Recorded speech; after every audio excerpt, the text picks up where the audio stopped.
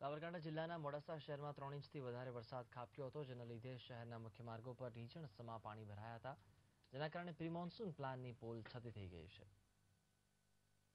મોડાસા શહેરમાં ગુરુવારે સવારથી જ આકાશમાં ઘનઘોર વાદળા ઘેરાયા હતા, જેના કારણે શહેરમાં એકાએક મેઘસવારી આવી પહોંચી હતી.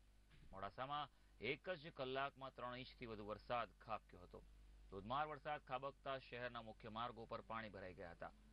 મોડાસાના 4 રસ્તા, બસ સ્ટેન્ડ, મામલતદાર ઓફિસ રોડ તથા માલપુર રોડ વિસ્તારમાં પાણી ભરાઈ ગયા હતા, જેને કારણે વાહન ચાલકો મુશ્કેલીમાં મુકાયા હતા.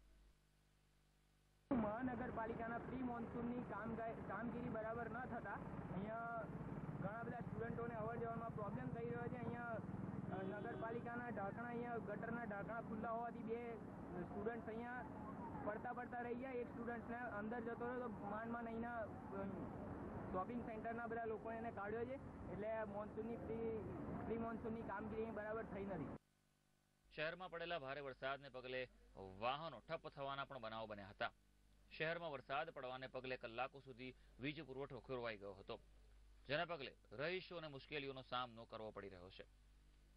આ અગાઉ મોડાસામાં વીજળીને કારણે વીજ ઉપકરણો બળી જવાની ફરિયાદ ઉઠી હતી, પરંતુ તંત્ર દ્વારા કોઈ જ નિવેડો ન લેવાતા લોકો મુશ્કેલી વેઠી રહ્યા છે. તો શહેરમાં મુખ્ય માર્ગો પર ખુલ્લી ડીપીઓને કારણે રાહદારીઓમાં મોતનો ભય સમાયો છે.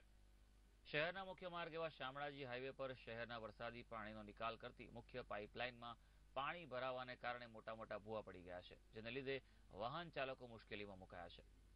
તંત્ર દ્વારા આ ભૂવાઓની આસપાસ કોઈ કોર્ડન કરવામાં આવી નથી, જેથી પાલિકા તંત્ર ઘોર નિંદ્રામાં હોય એવું લાગી રહ્યું છે. ત્યારે તંત્ર નિંદ્રામાંથી જાગીને આ માર્ગો તથા ગટરનું સમારકામ વહેલી તકે કરાવે તેવી લોકોની માંગ છે. મોડાસાના બસ સ્ટેન્ડ વિસ્તાર તથા ડીપ વિસ્તાર બેટમાં ફેરવાયા છે.